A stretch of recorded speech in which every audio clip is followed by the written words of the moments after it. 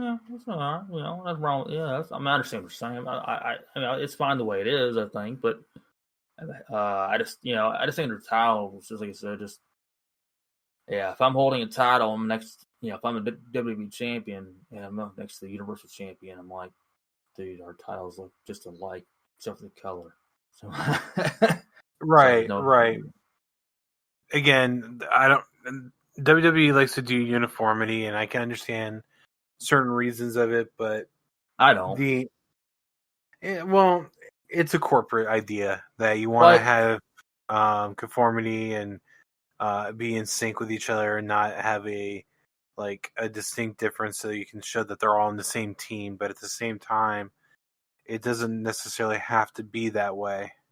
oh no, not at all. But it's just you look at titles and like especially with someone who doesn't watch wrestling or watch WWE, it's like, okay, which one's which? It's like you're not having that to where these titles are different, so I get to know different titles now. So it's just, but I think it's just not the brightest move, but that's McMahon didn't ask me.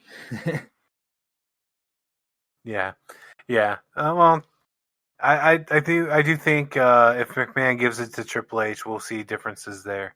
Either way, Diamond Dallas Page versus Chris Benoit, one of the best matches of the night. You can tell that Diamond Dallas Page puts effort in making himself better. And you can tell with Chris Benoit being a perfectionist, because there's been plenty of stories about Chris Benoit punishing himself for errors that he makes in his matches. Yeah. DDP was a person that watched his tape, that looked how to get better, and Chris Benoit demanded perfection, and that's what you got here. Absolutely, those stories are. So, or at least with the stories we've heard, I've heard a number times where Benoit was by definition discipline, which I respect 1,000%. You don't get enough of that. Now, I mean, you don't see that enough, I should say, and that's a problem that shows in the product too. When you have someone who's disciplined in the ring, demand perfection. One other guy, different style, different era, or at least different era at that time, was Orton.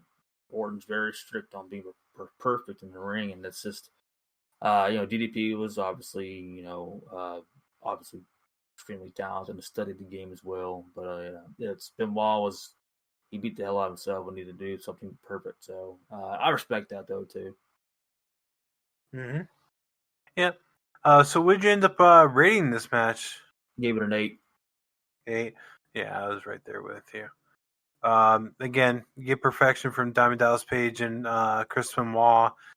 Definitely shows through here, and I mean, there's been a discussion around whether or not I think Benoit belongs in the Hall of Fame, and I have to stand with for his work purely in the ring. I think it speaks for itself there. I understand it's a controversial subject, and I can understand the reasoning behind not wanting him in for personal reasons. But if we were just to look at his contributions to the wrestling world, I think he deserves it. 50-50 with it. I understand. Don't put him in, and I understand if he goes in, I'm just going to look at it as whatever. I mean, if you're looking at just his in-ring contributions and what he's done for the business as far as in-ring ability and giving what he gave to the business and by backstage and helping out and in the ring, he's a shoo-in for it. But so I'm 50-50 with it. I understand they shouldn't be entered from a lot of people's point of view of what he did. So like I said, it's I'm not gonna cry either way. So that's all I can really say. Yep. Next one ended up being Lex Luger versus Randy Savage. Lex Luger won by submission, but there was a lot. This is part of what comes through on the NWO. There's a lot of shenanigans involved with the NWO and whether or not they were really going to help Savage or not, which ultimately they didn't, which ultimately caused the formation of the NWO Wolfpack down the road. Oh. I hated the freaking Wolfpack in different ways. I mean, I understand they had entertainment behind the group, and it was cool to see 1 or 2 times, but it was stupid. And I say that honestly. I say it's just what do you think about the NWO? I'm thinking black and white Hollywood, man. It's just they have 2 separate, NWOs. Like, I watched the NWO. I'm like, okay, Nash and Hall and all, Hogan and so forth, and back in '96. Like, no, I'm talking about the Wolfpack. I'm like, that's you gotta say Wolfpack, but it just got too stupid, and it got too big for some britches. Got too big for what it was. So I just, it was a terrible idea, I think, in some ways. But I mean, I understand they're trying to separate and had the NWO versus NWO, or we're the good guys for the bad guys. I'm like, NWO was already bad guys, but didn't like it, and that was Bischoff's bad day at the office. Yeah, well, you and I disagree there, and it's only because I came in with the Wolfpack already formed. I do understand it was a weird fork, and they probably shouldn't even have the NWO moniker. It should have just been called the Wolfpack, and kind of like they stand alone, unrelated to WCW and unrelated to NWO, like their own little faction. I guess in kind of the same vein as instead of D-Generation X, you had like the Nation of Domination, or things like that. Their own little fork, which I mean they kind of already did in WCW with Raven's Flock. But either case, how would you rate this one? Oh Lord,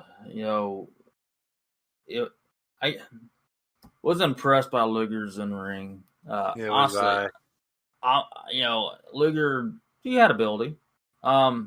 But what really drew me in was his entrance was cool. He had a good finisher. Other than that, his in ring, I mean, it was fair enough. He showed he's a pro wrestler and so forth. Absolutely. I just was never drawn by his in ring and performance. It just never really drew me in. If it was in a 1-on-1 match, it had better be against someone that was going to draw for me. Other than that, I just wasn't impressed by that. But Savage, to me, carried the match. Of course, he had a good story into it, so I gave it a 6.3 for that reason. Those reasons. Right. But yeah, I enjoyed it when Luger and Sting teamed up. That was cool. I like Luger and Sting. It's cool, but Luger by himself just wasn't my go-to matches. So. Right, and I'm in the same camp. I went more with 5.5. I actually expected more from Macho Man Randy Savage. The only thing that kind of bumped up the rating here is the further implosion of the NWO that ended up coming from this. Yeah. I kind of look at it like the match was only to set up that. Yeah, no, I understand that. Luger, the funnest time I ever seen in the ring was it 90? I think it was 98 actually. If I'm not mistaken. Where he had his won the world title for a week, 6 days, I think it was actually. Right, and, right. During that time frame, he had a push, and Scott Hall actually had advised Bischoff to give him, I think it's almost positive Scott Hall told him to give him a push, and it was exciting for a little bit just to see him go on a little winning streak there and get the title match. That title match was exciting as far as the storytelling part of it, and it's cool to see him win. But I said, other than that, it was just another match to me. Yeah, same here. Same here. Like I said, the only thing that kind of bumped up the score was the fact that the further implosion in the NWO kind of came off of this. Yeah. The next one was the Outsiders, and this is another thing that had to do with the NWO. The Outsiders, which were Kevin Nash and Scott Hall with Dusty Rhodes, against the Steiner Brothers with Ted DiBiase. I looking at this, I kind of feel like the manager should be flipped. I think the DiBiase should be with the Outsiders and Rhodes should be with the Steiner Brothers, but neither here nor there. Eventually, DiBiase did obviously turn heel. Right. Obviously, as you know that. Them turning Dusty Rhodes heel, joining NWO was just, oh gosh. I know they did it for the moment. Oh, hey, Dusty Rhodes is heel now, and I just, oh god, I just it doesn't make sense. No, it didn't make sense whatsoever. I mean, if you're gonna do it just for the moment, it's I'm not a big fan of it. Just I'm not. Sometimes moments can be good, but when you turn someone heel and they don't need to be heel just for that moment, Right. I just thought it was shit booking. Honestly, it's like do it for a reason that's going to be carrying on for a long time, and it just didn't make any sense in the long run. So yeah, that's just my 2 cents worth for the Dusty Rhodes issue with that. But next one we saw Scott Steiner turn his back on his own brother. Mm-hmm. Terrible, man. But I give the match a 4. Became Big Papa Pump. Big Papa fucking what does that mean? Big Papa Pump, whatever that means. So he's pumped up with juice. Yeah. Gave the match a 4, but I gave an extra point to the story, so I guess you want to say 5 total. Okay.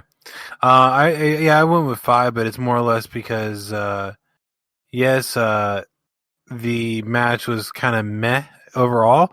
Not really great, not really terrible, but at the same time, the story, the advancing of increasing in the NWO, and let's be honest, Scott Steiner is synonymous with the NWO, one of the biggest characters that they ever had. Yeah, it's something that I think was a great thing to happen. So I ended up giving it 5 overall. The match itself wasn't great, but taking into consideration what ultimately came of this match, the building of the NWO, Scott Steiner flipping over, becoming one of the biggest people coming out of the NWO. That's one of the highlights, honestly, from this night. That was the only big thing about that whole deal. That was just right. I mean, right. I mean, I didn't like it when Scott Steiner turned heel. It was shocking, obviously. But it was art for the story. It was, that's the main thing of the whole match. It was a good set for it. But I have to say, Eric Bischoff was your head up your keister when you turned Dusty Rhodes heel. That's all I got to say about that. Yeah, I don't understand Dusty Rhodes being a heel. I didn't see it during this period, so it's kind of weird seeing the American Dream be heel. But either case, the next one ended up being Sting versus Hulk Hogan for the WCW World Heavyweight Title. It was a good one, man. That was the match of the night. As far as the that wasn't the I should rephrase that. It wasn't the best match of the night. It was the headlining best match of the night. It was to where a lot of hype in this match, a lot of promoting during the event. That's what I mean by that. Sting versus Hogan for the vacant WCW World Heavyweight Championship. Mm-hmm. It's a good match. It was a good match for Cell. Hogan, the thing about Hogan was not what you call great in-ring performer as far as his wrestling ability, moves, and so forth. But he knew how to sell. He knew how to get the crowd into it. Obviously, he's one of the best to do that. His character obviously was wrapped around that too. Whether he was a babyface or a heel, he did great for both of that. So I give the match 7 because the story, the selling, and just obviously it helped out for myself that Sting won that match too. Yeah. I would have to agree with you on the rating.